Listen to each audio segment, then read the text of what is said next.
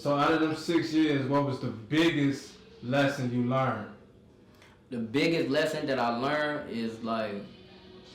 You just touched on, you know, coming home and not getting that love you was looking for. You know what I'm saying? Alright, so basically one thing I learned, always be true to self. That's my biggest lesson that I ever learned when I was locked up, out in being an adult now and being somebody, a father now, you know? Like, be true to yourself. You gotta like, make that shit happen. You gotta just, it's certain shit in life that you just gotta make shit happen now, like, cause, man, motherfucker been through so motherfucking much and shit like that it be hard to adjust for them. So, it be hard to adjust the shit. It be hard to adjust shit when you just so used to when you just so used to a specific thing and shit being a certain way type shit like that. Right. So let's get to know THF Mooda a little more. Tell us about, you know, obviously you from THF, you know. Man, you know, a lot of people think you BD, but you ain't BD. I am BD. Are you? Yeah, you just heard me say some GD shit just playing though, yeah. I'm a fucking BD. I was on count, you feel me? Hey, but I know, hey, nah, cause you had me fucked up, cause I know THF do be having, you know what I'm saying? Yeah, BD, GD, you feel me? Shit. Yeah. But just tell us, you know, about how it was for you. Yeah, you said what? How it was for you growing up, you know, on 4-6. You from 4-6? Oh, yeah, right. Like my people's all that shit. But it's like, how it was me growing up, I was always a talented kid, so I tried to push myself away from a lot of shit. But I hung out, these my friends, type shit like that. So it's like, growing up, it ain't like that. I'm saying like my community brought me down type shit like that. No, this is what a motherfucker wanted to do. A motherfucker want to do this, like throwing rocks and shit like that, beating clubs and shit up. That was fun, you feel me? And so that just had came, and you feel me? And I'm one of the originals from my shit too, though, you feel me? And it's like, I don't know shit, basically, yeah. But basically where it's from, though, you feel me? Where I'm from, my crowd of people from, with all my friends and shit like that, my whole crowd, a group of niggas like that, yeah.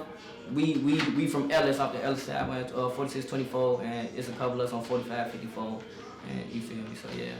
Now I heard you say in your previous response that your grandmama did 9 years, so it made me wonder, like, around what age did you start getting involved in the streets, and who introduced you to the street life? By the time I got into the streets, I got introduced to the streets at 13 by my big brother.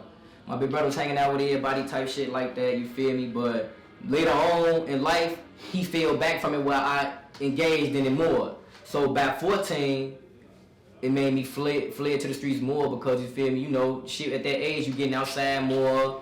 You feel, you know how to start being sneaky, working around your mama hours, all type of shit like that. All this shit going on with growing up, being a kid. You just experiencing everything, trying to learn who the fuck you is. So, but I always had the best of both worlds though. And even now, I always got a group of friends that ain't really into no shit. And then I got another group of friends that's out here doing this type of shit like that, you feel me? So I always had this other group of friends that I can hang with, doing all type of shit. The motherfucker don't even know I flew to Germany when I was 16 years old in 2012. I flew to Germany in 2012. What'd you go to Germany for?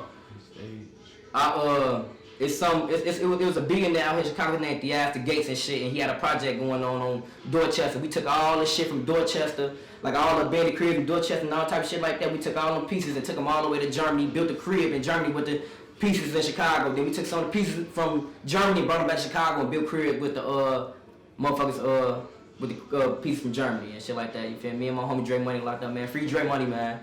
Free fucking Dre Money. But yeah. Alright, so with that being said, when did you get into the music? Around what time you start rapping? I actually was singing. I was like in, hell yeah. I was like in 3rd grade or some shit. On we had some little earpiece type shit like that we could do our work on. One day I just recorded a voice memo on that bitch going crazy on that motherfucker, like humming and shit, singing and shit, and I know how to record myself. So that was probably like around 9 years old or so.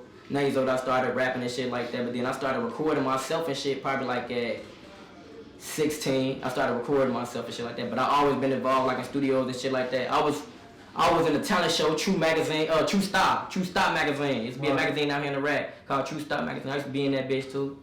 Word. So DJ University. Take these fuck boys to school. DJ, you go crazy.